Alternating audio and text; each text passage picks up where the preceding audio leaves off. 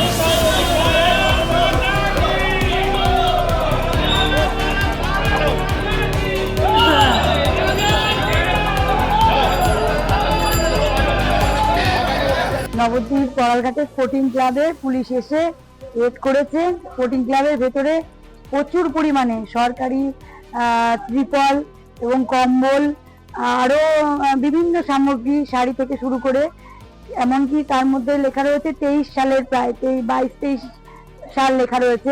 তো ব্যাপক পরিমাণে যে ত্রাণ সামগ্রী সেগুলো পুলিশ এসে উদ্ধার করেছে কিছু, এবং কিছু সিল করে দেওয়া হয়েছে।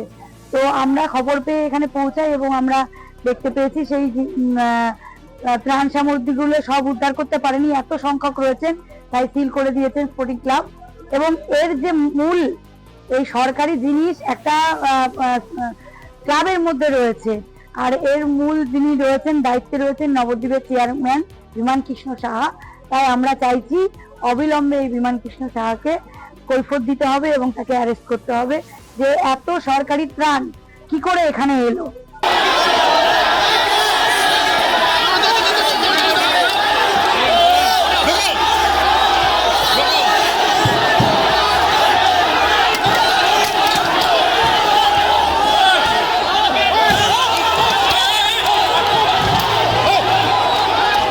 আপনি ত্রাণের সামগ্রী চুরি করেছেন? প্রশ্নই নেই। তাহলে আপনাকে পুলিশ গ্রেপ্তার করছে কেন? পুলিশ গ্রেপ্তার করছে না, তাহলে আটক করছে কেন? জিজ্ঞেস করেন পুলিশ। রাস্তাটা ছেড়ে আপনার বাড়ির সামনে এত বিক্ষোভ হচ্ছে কেন? রাস্তাটা পুলিশকে আপনার বাড়ির সামনে এত বিক্ষোভ দেখাচ্ছে কেন? তারা জানে। আপনার ক্লাব থেকে ত্রাণ সামগ্রী উদ্ধার হয়েছে।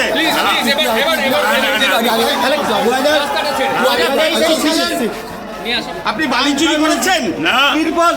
ত্রিপল চুরি করেছেন? অসম্ভব, অসম্ভব।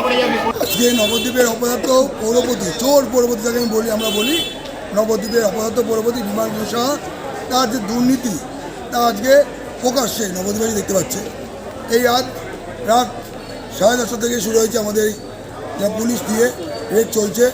প্রায় 2023, 24 এবং 25 সালে তন্তুজ সমবায় যে আছে এগুলো, কম্বল, ত্রিপল এবং আরও অন্যান্য জিনিস, কাপড়, সেগুলো না ঘরে মজুত করে রেখেছে, যেগুলো সাধারণ মানুষকে দিয়ে দেওয়ার কথা, এটা দেয়নি। সম্পূর্ণ আত্মসাৎ করতো এরা, এগুলো বাইরে বিক্রি করতো। আর তা প্রমাণ পেয়েছে আজকে পুলিশকে সাথে নিয়ে আমরা, আমাদের বিধায়ক, সম্মানীয় বিধায়ক সতীশ্বর গোস্বামী, তার নেতৃত্বে আজ রেড চলছে পুলিশকে নিয়ে। আমরা এর পূর্ণাঙ্গ তদন্ত দাবি করছি এবং এই অপরাধ চোর পৌরপতি বিমানটাকে অ্যারেস্ট করতে হবে, এই দাবি রাখছি।